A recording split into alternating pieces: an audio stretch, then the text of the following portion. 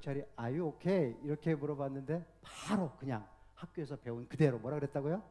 I'm fine, thank you, and you? 이렇게 대답을 했답니다. 웃는 분 3분 계셨습니다. 여러분 제가 영어 퀴즈를 하나 내겠습니다. 이게 중학교 1학년 영어 시험에 나온 겁니다. May I help you? May I help you? 이 May I help you를 해석하라는 거예요.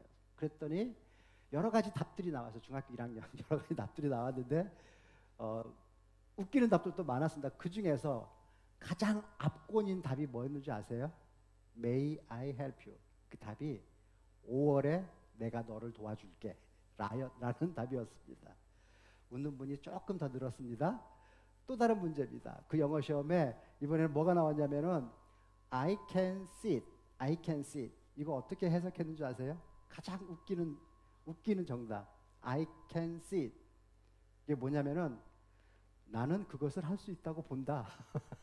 나는 그것을 할 수 있다고 본다. 기가 막히지 않습니까? 웃는 분이 조금 더 입에 미소가 돋습니다. 다음 문제입니다. I go to church. I go to church. 뭐라고 해석했을 것 같습니까? 웃기는 답입니다. I go to church.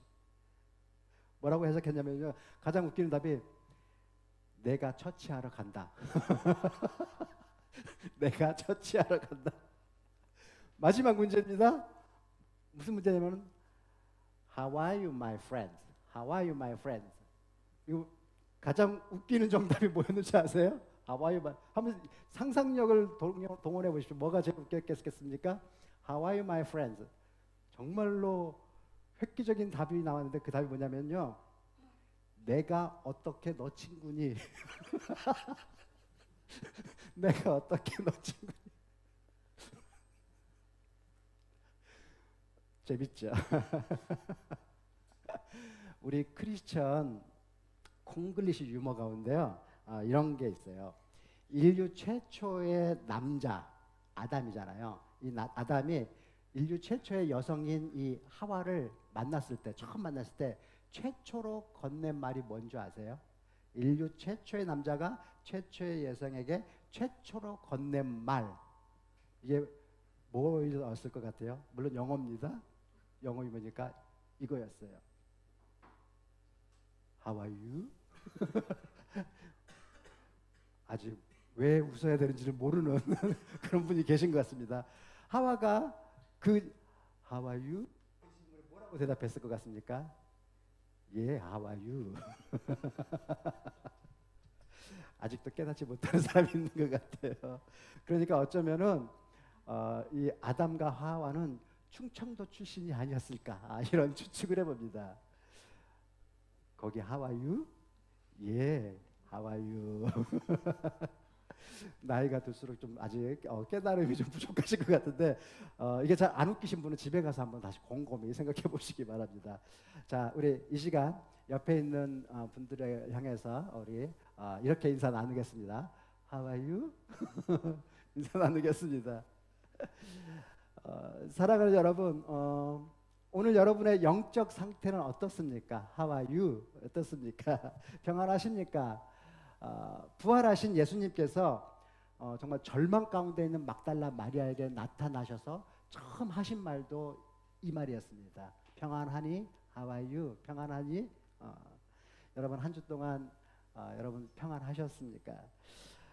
여러분 성도들이 성령 충만을 받은 그 증거가 뭐냐라고 물어봤을 때 많은 사람들이 초자연적인 현상을 얘기하거나 기적적인 것 이런 것들을 말을 합니다. 그런데 여러분 물론 그럴 수도 있어요.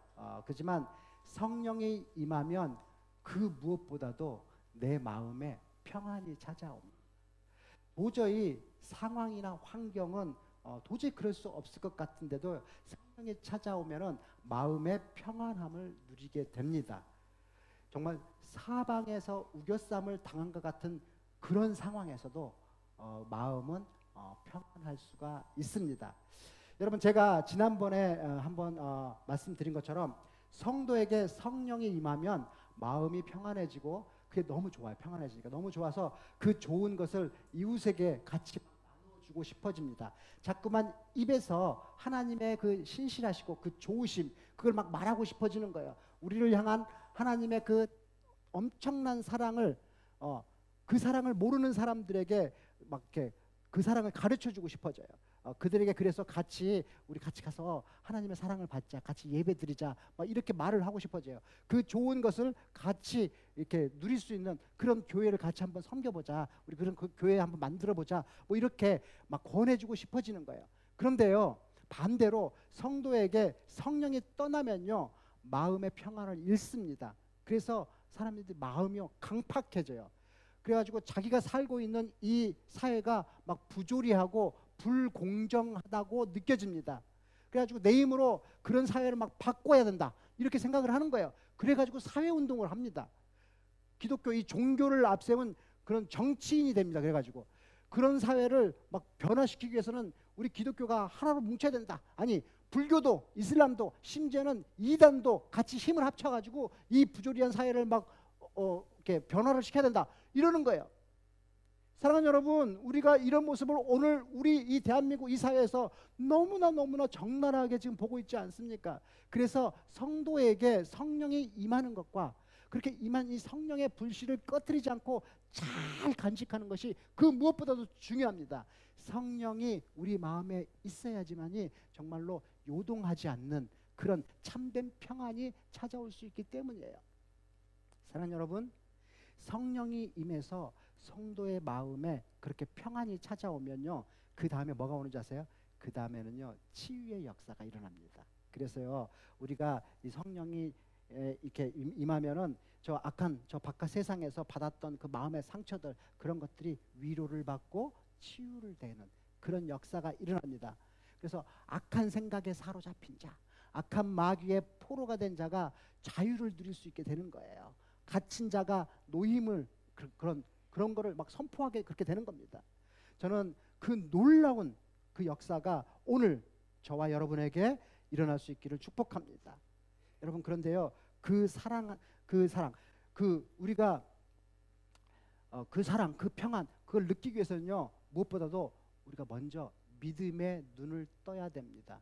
여러분 우리가 믿음의 눈을 뜨면은 우리의 마음이 훨씬 더 평안해지고 훨씬 더 풍요로워지는데 그 이유는 하나님이 어떤 사람을 축복할 때는요 그 사람의 믿음을 보고 축복하기 때문이에요. 그래서 믿음이 없으면 하나님의 그 축복도 받을 수가 없습니다. 믿음이 있어야 하나님과 진실한 대화, 진정한 대화, 진심이 있는 그런 대화를 나눌 수 있고 그래서 더 많은 축복을 받아서 더 평안해지고 더 행복해질 수 있는 그런 삶을 살아갈 수 있는 거예요. 그리고 믿음이 있어야지 그 믿음으로 말미암아 하나님의 나라를 전하면서 살 수 있게 됩니다. 그러니까 결국 여러분 우리가 믿음 생활한다 그러잖아요. 그 믿음 생활한다라고 하는 것은 하나님의 살아계심이 하나님이 살아서 역사하시고 계신 거 그거를 증거하는 삶과 똑같은 말이에요. 믿음 생활이란 말이에요. 그러므로 사랑하는 여러분 우리는 우리의 삶의 현장에서 우리들이 살아가는 일상의 이 모습 속에서 우리가 하나님으로부터 축복받고 있는 삶을 살아간다라는 그 모습을 옆에 있는 사람들에게 보여줄 수 있어야 돼요.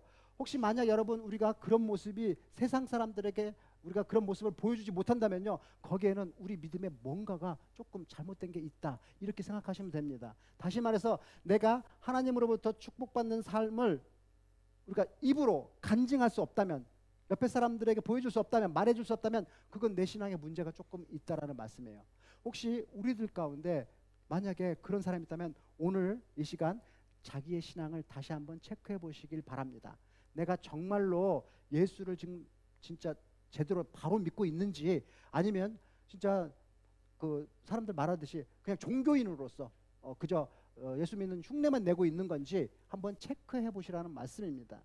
사랑하는 여러분 그리스도인이라면 누구나 다 자기 나름대로의 신앙 간증을 할 수 있어야 됩니다. 우리 장로님 저한테 그러시더라고요. 내가 어떻게 그동안 예수를 믿고 살아왔는지 책으로 쓰면은 한 10권은 쓸 수 있겠다고.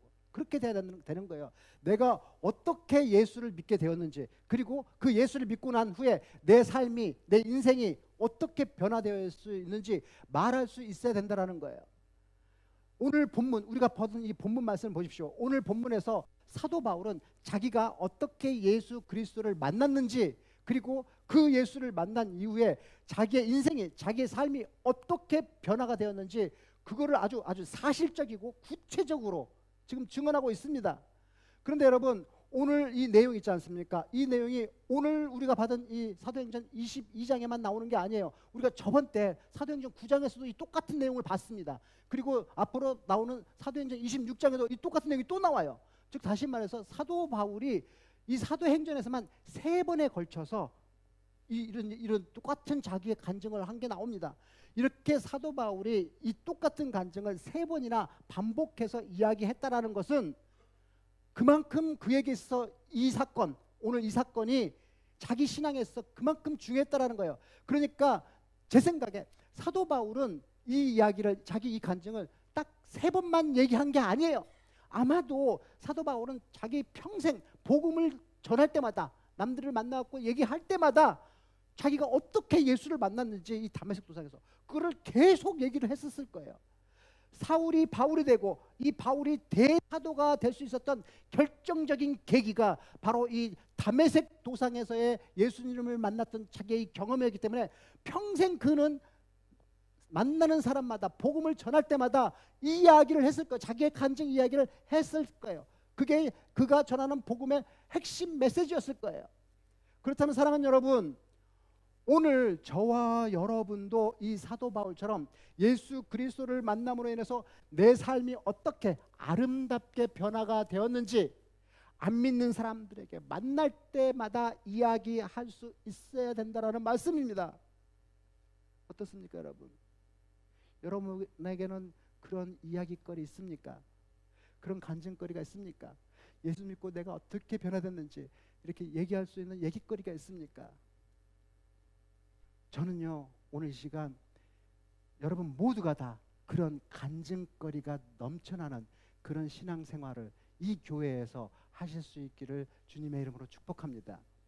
사랑하는 여러분, 오늘 본문에서 사도 바울은 예수를 만나고 난 다음에 자기가 어떻게 변화된 삶이 되었는지 어떻게 설명하고 있습니까? 그는요, 무엇보다도 예수를 만나고 변화된 그 모습을 정말 체험적이고 구체적이고 사실적으로 안 믿는 사람들에게 보여줄 수 있다, 설명할 수 있어야 된다라고 이렇게 말을 합니다. 즉 이 말은 예수 그리스도에 대해서 단순히 지식적으로, 책으로 아는 지식적으로 이런 게 아니라 그 예수 그리스도를 몸으로 직접 만나고 체험하는 그런 경험이 있어야 된다라는 거예요. 사랑하는 여러분, 오늘날 많은 한국교회 성도들의 문제가 예수님을 이론적으로만 만나고 있다라는 거예요. 특히 배움이 많은 사람들일수록, 그런 분들일수록 철학적으로, 학문적으로, 신학적으로 예수님을 만나려고 막 노력을 합니다. 단지 예수님을 그래갖고 역사에 계셨던 분으로만 여기고 생각하고 믿습니다. 여러분, 그런 사람들은요, 그런 사람들일수록 예수님을 만난 경험이, 그런 체험이 없기 때문에 끊임없이 사변적으로 생각하고 논리적으로 따지기를 좋아합니다. 그래갖고 누가 신학적으로 조금만 틀리는 그런 말실수를 하게 돼도 그 말꼬리를 붙들고 시비를 걸고 따지기를 좋아합니다. 그래서요, 그런 성도들의 삶에는 변화가 없는 거예요. 그런 사람은 정말 오직 입만 살아가지고 예수님에 대해서, 하나님에 대해서 따블따블 입으로만 말하는 거예요. 그러나 여러분, 예수님을 체험적으로 만난 사람은 그 삶이 구체적으로 변합니다. 사실적으로 변합니다. 이런 사람은요, 예수 그리스도가 2000년 전에만 사셨던, 2000년 전에 죽으셨던 그런 하나님이 아니라 오늘 내 삶 속에서 구체적으로 역사하시고 살아서 내 삶을 이끌어 나가시는 그런 분으로 만나게 됩니다. 그래서 이런 사람은 예수 믿은 이후에 변화된 구체적인 삶의 모습이 있습니다. 그 모습을 세상 사람들에게 보여줍니다. 바로 사도 바울처럼 말입니다. 오늘 본문 3절에서 6절을 보면요, 사도 바울은 자기를 죽이려고 눈이 시뻘겋게 추영해야 돼 갖고 몰려들고 있는 이 폭도들, 그 폭도들에게 자기가 예전에는 어떤 사람이었는지 아주 자세하게 설명합니다. 뭐라 그럽니까? 한마디로 자신은 자기도 태어나면서부터 너희와 똑같은 유대인이었고 누구에게도 뒤지지 않는 열렬한 율법주의자였으며 기독교를, 그리스도를 철저하게 박해하는 그런 사람이었다라고 말을 합니다. 사실 여러분, 우리가 너무나 잘 알고 있다시피 예수 믿기 이전에 이 사도 바울, 사울은 기독교에 대한 무서운 박해자였습니다. 오늘 본문 4절에 보면요, 그가 뭐라 그럽니까? 그가 그리스도인이라고 하면은 남녀를 가리지 않고 옥에 잡아 가둬 놓았다, 이렇게 말하지 않습니까? 그리고 심지어는 예수 믿는 사람을 잡아서 죽이기까지 했다라고 스스로 고백을 합니다. 그런데 여러분, 지금 사도 바울이 자기를 죽이려고 덤벼드는 이 유대인들에게 왜 그것을 먼저 지금 말을 합니까? 그 의도가 뭡니까? 그 의도는 이거였죠. 자기를, 지금 너희들이 나를 죽이려고 하는 그 심정 나 충분히 이해한다라는 거예요. 왜냐하면 나도 그랬으니까. 과거에 나도 너희들 못지않게 예수를 핍박했던 그런 사람이다. 그래서 지금 너희가 나를 죽이려고 하는 그 심정 나 100번 충분히 이해할 수 있다, 지금 그거죠. 하지만 그랬던, 나도 너희보다 더했던 나였는데, 그랬던 내가 왜 예수를 믿게 되었고 또 그 예수를 전하는 정말 사도 중에 사도, 이런 사람이 되었는지 그 이유를 한번 들어보라는 거예요. 전에는 내가 그리스도의 회방자요, 그리스도의 핍박자였는데 지금 내가 어떻게 해서 이렇게 예수를 믿게 되었고 그 예수를 위해서라면 생명까지 바치게 되는 그런 이방인의 사도가 되었는지 한번 내 말 좀 들어보라는 거죠. 그리고 나서 사도 바울은 본론을 얘기합니다. 간증을 합니다. 뭐라 그럽니까? 과거에 자신도 열심히, 정말 열심히 내 힘으로 산다고 살았는데 그것이 잘못된 삶이었다는 걸 깨달았다는 거죠. 그런데 어느 날 그 예수쟁이들, 자기가 핍박했던 그 예수쟁이들을 죽이기 위해서 다메섹으로 달려가던 길에 한 분을 만났는데 그분이 나의 생각과 나의 가치관과 나의 세계관과 나의 인생관과 나의 삶을 송두리째 바꾸어 놓았다. 그분이 바로 부활하신 예수 그리스도였다. 그 부활하신 예수 그리스도가 지금의 나의 나됨을 만드신 분이시다. 지금의 나의 나됨은 전적으로 그 하나님의 아들이신 예수님의 은혜다. 사도 바울은 지금 그 고백을 하고 있는 겁니다. 그 간증을 하고 있는 겁니다. 사랑하는 여러분, 사도 바울은 저들에게 자기가 예수 믿게 된 것은 자기의 지식하면 또 사도 바울 아닙니까? 그 자기의 지식에서 나온 것이 아니라 직접 자기가 몸으로 체험해서 얻은 결과물, 그 믿음이라는 거예요. 그 믿음을 말하고 있는 겁니다. 그 전까지 사도 바울은 여러분 하나님을 학문적으로 또는 철학적으로 한철학하던 사도 바울 아니었습니까? 그렇게 학문적으로 철학적으로만 알았어요. 어릴 때부터 부모 밑에서 종교 생활하면서 종교적으로만 하나님을 알았던 사도 바울이었는데 다메섹 도상에서 부활의 주님을 몸으로 직접 느끼면서 직접 만나는 체험을 하게 된 것입니다. 바로 우리들이 예수님을 만났던 그 체험, 그 체험을 사도 바울이 한 겁니다. 우리들이 어떻게 예수님을 만났습니까? 생각을 해보십시오.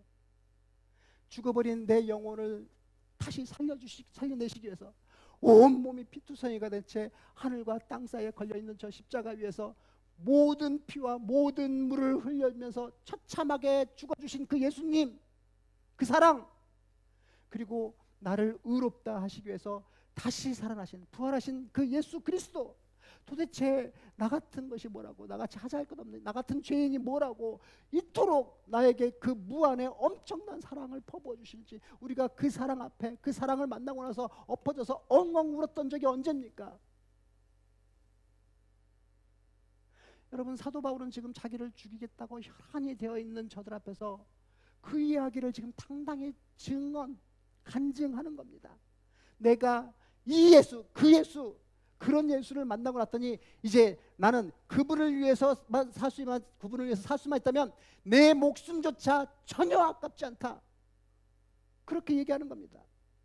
사랑하는 여러분, 오늘날 한국교회 문제 많다고 그러잖아요. 오늘날 한국교회 문제가 뭡니까? 그중 정말 예배당은 넓고 크고 화려하기만 한데 그 예배당 안에 지금 살아계신 하나님이 안 계신 거, 그게 문제 아닙니까? 수많은 교인들이 한국교회 성도들이 하나님은 알아요. 하나님은 아는데 이론적으로 하나님은 그 누구보다도 잘 알고 있습니다. 그러나 그 하나님, 그 예수님을 직접 자기가 만난, 경험적으로 만난 그런 신앙이 없습니다. 그래서 그들에게는 예수를 믿은 다음에 변화된 그 삶의 모습이 없는 거예요. 우리 자기들의 생활 속에서 구체적으로 나를 도와주시고 나를 인도해 주시는 예수 그리스도를 만난 그 경험이 없기 때문이에요. 그러니까 교회를 1년, 2년, 3년, 4년을 다녀도 자기 삶에 큰 변화가 없는 겁니다. 사랑하는 여러분, 제가 이런 것과 관련해서 좋은 예화 하나 말씀드리겠습니다. 어떤 사람이요, 예수를 믿고 교회를 다닌 지 한 3년쯤 됐는데 하루는 안 믿는 자기 친구하고 만나갖고 대화를 하게 되는데, 평소에 이 친구는 평소에 그 기독교를 되게 싫어했어요. 그래서 뭐 예수쟁이도 싫어하고 교회에 대해서도, 교회에 얼마나 문제 많습니까 요즘, 엄청 그 막 싫어했단 말이에요. 그래가지고 그 친구에게 아주 비아냥듯이 조소하듯이 이렇게 한번 물어보는 거예요. 야, 그래, 네가 교회 나가 기독교인이 됐다면서 그러면은 이제 한 3년쯤 됐으니까 기독교에 대해서도 많이 알겠네? 한번 말을 해봐봐. 내가 그러니까 뭐 기독교는 삼위일체라 그러는데 삼위일체가 뭐야? 삼위일체 잘 모르겠는데. 잘 몰라? 그러면은 그러니까 이제 잘 모른다니까 더 막 신이 나가지고 이 친구가 또 물어보는 거야. 그러면은 예수님 성경에 보니까 막 설교하고 그러는데 살아생전에 몇 번이나 설교했어? 에? 예수님 잘 모르겠는데. 그래? 그러면 왜 기독교라 그러면서 막 종파가 왜 이렇게 많아? 사이비도 있고 도대체 왜 그러는 건데? 글쎄 왜 그럴까? 야, 너는 기독교 믿는다며, 교회인 됐다면서 어떻게 기독교에서 아는 게 하나도 없어? 그러니까 이 친구가 그렇게 물어보는 친구에게 이제 말을 거야. 야, 네 말을 듣고 보니까 맞긴 맞네. 내가 기독교에 대해서 하나도 아는 게 없는데 참 부끄럽다, 야. 근데 내가 기독교에 대해서 잘 모르는데 이거 하나만은 내가 확실히 알고 있어. 뭐냐면은 3년 전에 내가 교회를 안 다닐 때, 그때 네가 알다시피 나는 술 주정뱅이였잖아. 그리고 내가 빚도 많았잖아. 우리 집 빚도 많았어. 그래서 가정이 우리 집 막 산산조각나기 일보 직전이었잖아. 그래가지고 저녁마다 내가 집에 들어가 스트레스 받고 집에 들어가면 아이들을 막 해가지고 우리 애들이 내가 집에 들어오는 거 그렇게 막 싫어했잖아. 그러면서 이렇게 얘기합니다. 근데 내가 교회를 다니고 지금 3년 되고 지금 내 모습을 봐봐. 나 이제 술도 끊었지? 나 빚도 다 갚았잖아. 우리 가정 봐봐, 지금 너무나 화목하잖아. 그래가지고 우리 애들 저녁마다 아빠 언제 들어오는지 목이 빠져라고 지금 기다리고 있잖아. 이거 예수 믿고 난 다음에 하나님께서 나한테 해주신 거야. 나 그거 확실히 알아. 그리고 또 있지요, 내가 아는 게 뭔지 알아? 내가 죄인이라는 거. 내가 죄인이라는 거 이제 확실히 알게 됐어. 그런데 내가 그런 죄인인데 그럼에도 불구하고 하나님께서 나를 이 세상에서 가장 사랑하신다는 거, 나 그거 분명히 지금 알고 있거든. 그거 느끼고 있거든. 그래서 그 사실로 인해 하나님이 나를 엄청 폭발적으로 사랑해 주신다는 그거 느끼고 있기 때문에 내가 이 세상에 정말 얼마나 존귀한 존재인지 나 그거 확실히 알아. 그래서 그것으로 인해서 내 삶이 얼마나 평안하고 또 얼마나 행복해졌는데, 이렇게 얘기하고. 사랑하는 여러분, 이게 바로 진짜 몸으로 예수를 체험하여 믿고 변화된 성도의 모습 아니겠습니까? 비록 성경적인 지식이 그렇게 많지 않더라 하더라도, 교리에 다소 좀 무지하다 할지라도 하나님이 나를 얼마나 사랑하시는지 몸으로 느끼어 아는 성도는요, 그런 성도는 매번 예배 때마다 눈물을 흘리면서 감사하고 기뻐할 수밖에 없는 거예요. 여러분, 머리로만 아는 예수를 머리로만 아는 것과 정말 가슴으로 예수를 체험해서 성령의 감동으로 예수를 아는 것, 이건 완전히 다른 거잖아요. 그죠? 완전히 다른 거예요. 저는 오늘 여러분 모두가 다 정말 앞으로 예배 때마다 예수님을 가슴으로 체험하고 그분이 나를 위해서 행하는 그 역사, 내 인생을 인도해가는 그 손길, 그거를 막 몸으로 경험하면서, 그래서 예수로 인해서 변화되어가는 내 삶의 모습을 주변 사람들에게 보여주면서 살아갈 수 있기를 주님의 이름으로 축복합니다. 여러분, 모름지기 이 간증이라는 것은 남의 이야기를 하는 게 아니잖아요. 내 이야기를 할 수 있어야 됩니다. 내가 만난 예수 그리스도를 다른 사람들에게 말할 수 있어야 되는 거예요. 누구에게 들은 얘기를 하는 것이 아니라 내가 만난 예수 그리스도에 대해서 이야기를 하는 게 간증입니다.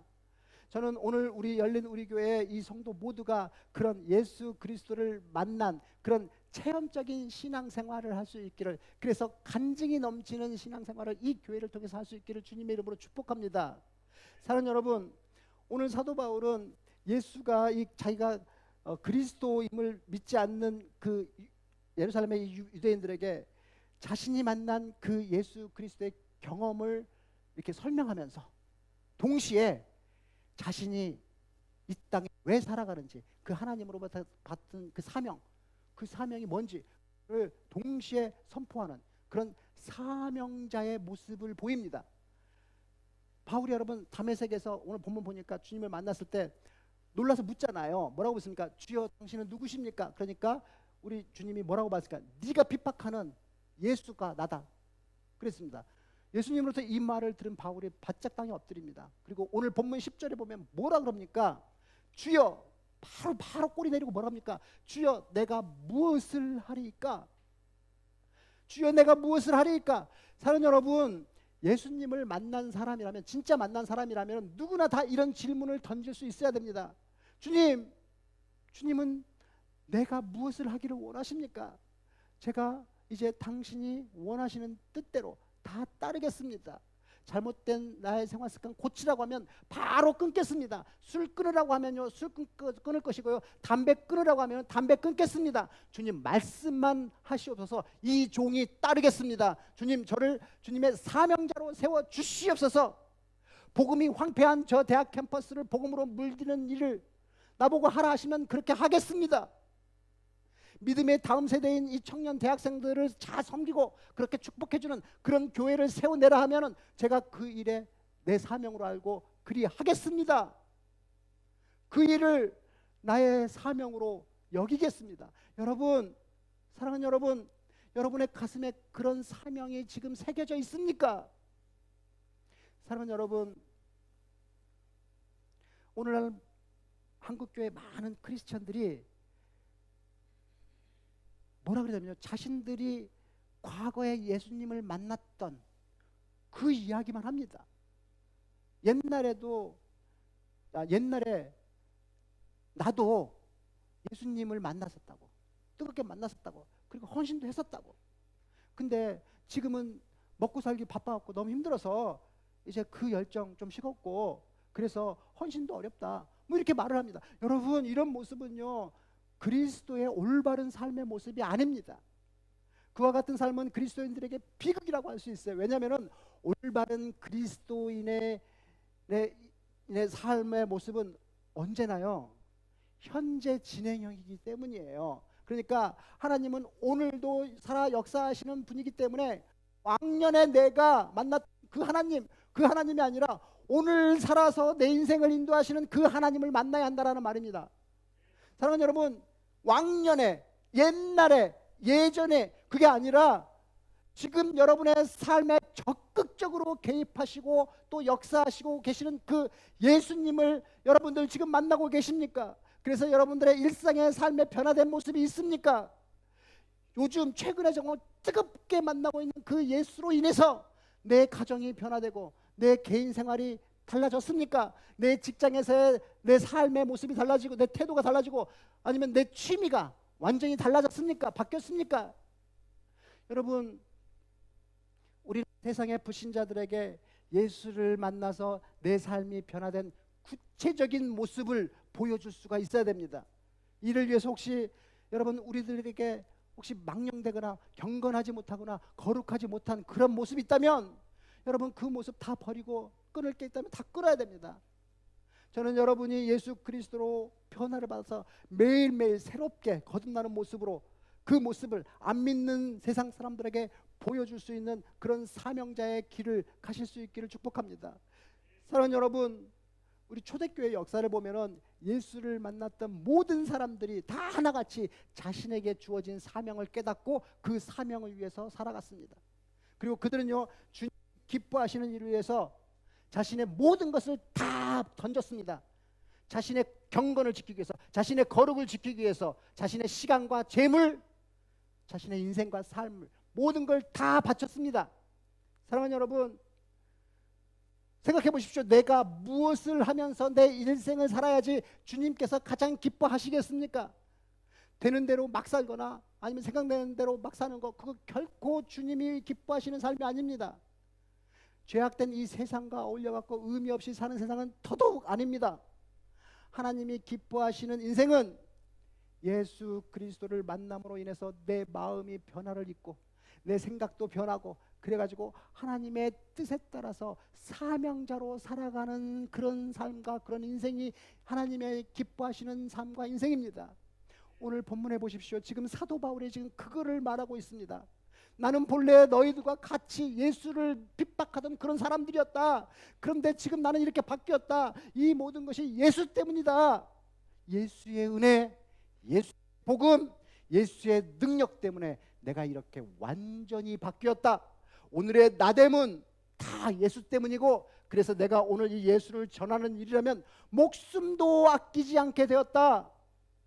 사도 바울은 그렇게 자기가 사명자로 살아가는 자신의 이야기를 하고 있는 겁니다. 그렇다면 사랑하는 여러분,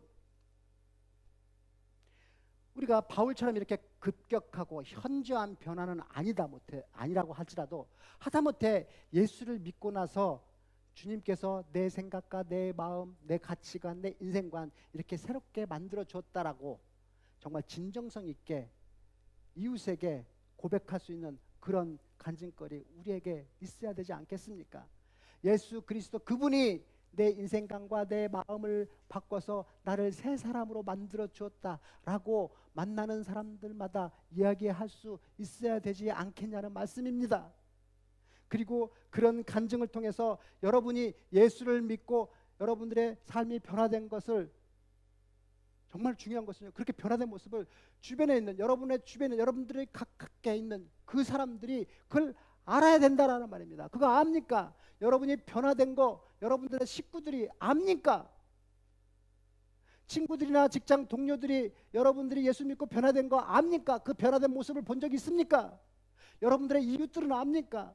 여러분, 그럴 수 있어야 됩니다. 예수 믿고 변화된 모습을 여러분의 주변 사람들이 알아야 됩니다. 그래야 그게 진짜 변화된 것입니다.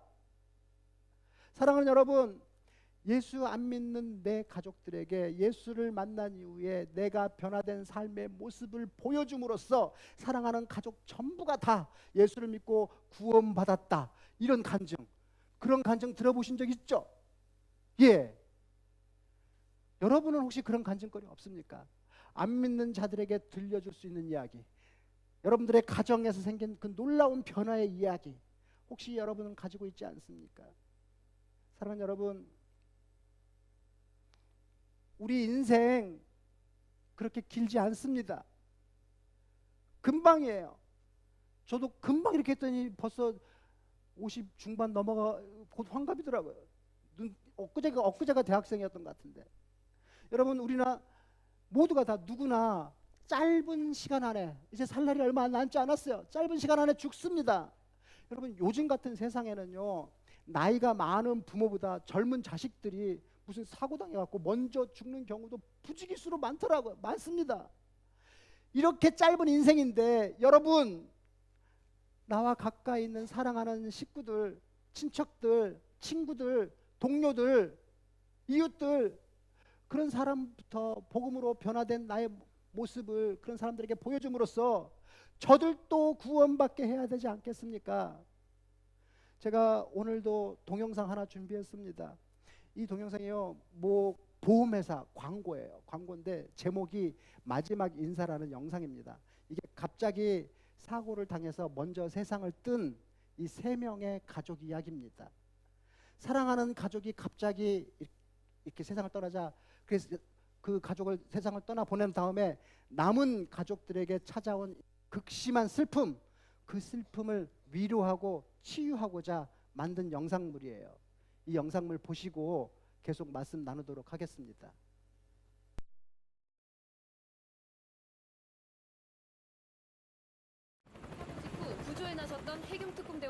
숨지고 한 명은 실종되었습니다. 뇌사 진단을 받은 10대 소년이 장기 기증으로 새 생명을 나누고 떠났습니다.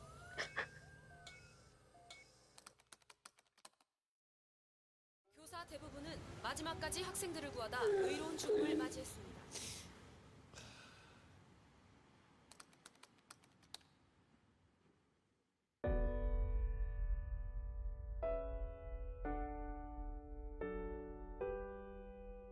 지금이라도 저 문을 열고 우리 다니가 엄마 하고 불러줄 것만 같아요. 제자들하고 얼마나 고통스러웠을까. 이제 흔적도 없잖아요. 흔적도. 신랑의 빈자리가 많이 느껴지죠. 이렇게 또 돼가지고 신랑 생각하면 저는 그냥 아까운 생각, 그게 제일 커요.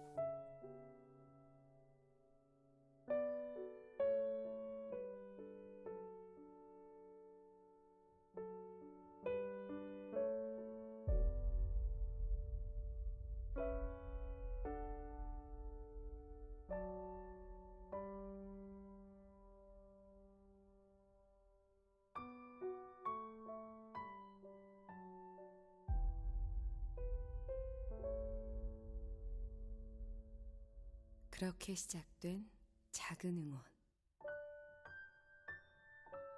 우리는 남겨진 가족이 아픔을 극복하고 다시 예전의 모습을 찾을 수 있도록 4주간의 심리치료 프로그램을 기획했습니다. 그리고 이별한 가족의 남아있는 사진과 영상을 수집하는 얼굴과 음성의 특징은 전문가들이 분석하고 사진의 움직임과 목소리를 더해 갑작스럽게 떠난 가족에게 마지막 인사를 할 수 있도록 했습니다. 죽은 가족에게 하고 싶은 말을 한다든지 듣고 싶은 말을 듣게 되는 일들이 만들어진다면 슬픔을 극복하는 데 아주 큰 도움이 될 거라고 생각을 합니다. 오늘 이제 편지 읽으실 거예요. 예. 마음을 터트려 놓는 거예요.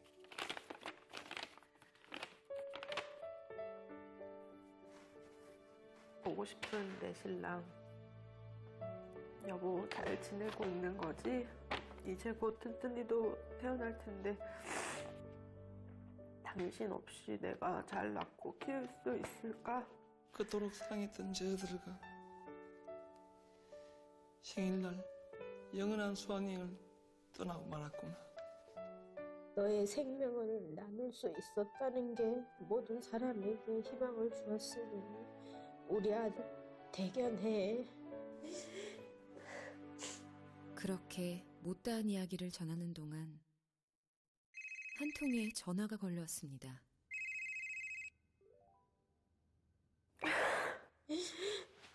우리 딸. 아빠. 응. 아빠, 나 잘 있어요. 사랑하는 제자들이랑 진짜 잘 있어요. 난 해야 할 일을 했고 그래야만 했어.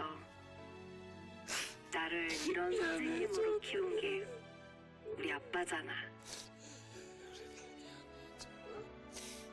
고마워요, 아빠. 엄마 잘 지냈어요? 저도 잘 있어요.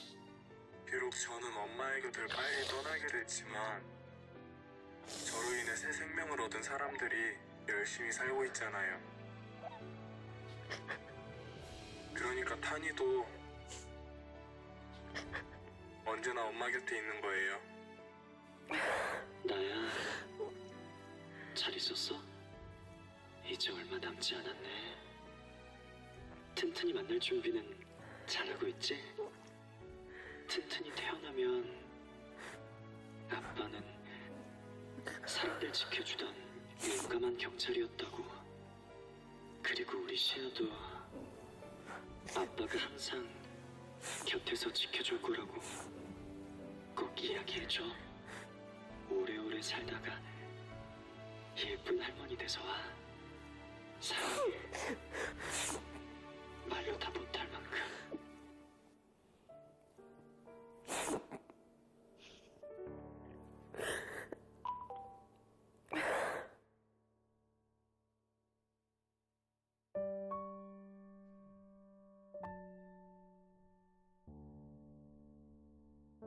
곁에 있어서 때로는 그 소중함을 잊고 사는 존재, 가족. 지금 전화를 걸어 사랑한다고 그 마음을 전해주세요. 곁에 있을 때 사랑한다는 말도 전할 수 있으니까.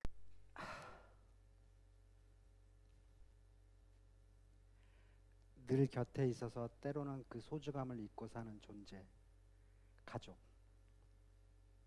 지금 전화를 걸어 사랑한다고 그 마음을 전해주세요. 곁에 있을 때 사랑한다는 말도 전할 수 있으니까요. 곁에 있을 때 사랑한다는 말도 전할 수 있으니까요. 사랑하는 여러분, 이 영상의 이 마지막 나레이션이 가슴 아리게 파고들지 않습니까? 늘 곁에 있어서 때로는 그 소중함을 잊고 사는 존재. 저는 그런 존재가 가족도 있지만 하나님은 더더욱 그런 존재라고 생각합니다. 그래서 저는 매일 그 존재를 잊지 않고 사랑한다고, 찬양하고, 기도하고, 예배하면서 우리의 마음을 전할 수 있기를 바랍니다. 사랑하는 여러분, 오늘 본문에 보면요, 사도 바울은 자기를 죽이려고 덤벼드는 그 폭도들, 한때는 자기의 동료였던 그 정말 애증이 교차하는 그 예루살렘 유대인들에게 자기가 어떻게 예수를 만나게 되었고 그 인생이 어떻게 바뀌었는지를 간증합니다. 사도 바울의 이 설교는 여러분, 그가 예루살렘에서 행한 마지막 설교입니다. 사도 바울의 입장에서는 그 예루살렘 유대인들을 향한 정말 애증이 교차하는 그 예루살렘 유대인들을 향한 마지막 인사이자 마지막 사랑 표현입니다. 사도 바울은 아마 이 일을 그의 사명으로 여겼기 때문에 자기 목숨을 걸고 행했을 거예요. 저는 이런 사도 바울을 보면서 우리 예수 믿는 우리 크리스천들의 최고의 사랑 표현은 아마 복음의 이야기를 들려주는 거 아닐까, 이런 생각이 들었습니다. 이 땅에서의 짧은 이 인생이 끝나면 우리는 영원의 시간을 하늘나라에서 살게 될 것인데, 내가 사랑하는 사람에게 그 하나님의 나라에서 같이 살아갈 수 있도록 알려주는 것, 이것보다 더 큰, 더 이상의 그런 사랑 표현은 없다고 생각합니다. 그래서 저는 여러분들도 자기가 사랑하는 사람, 그게 자식이든 부모든 아니면 형제든 친구든 직장 동료든 이웃이든 같이 하나님 나라에서 살 수 있도록 그 복음의 이야기를 해줄 수 있기를 바랍니다.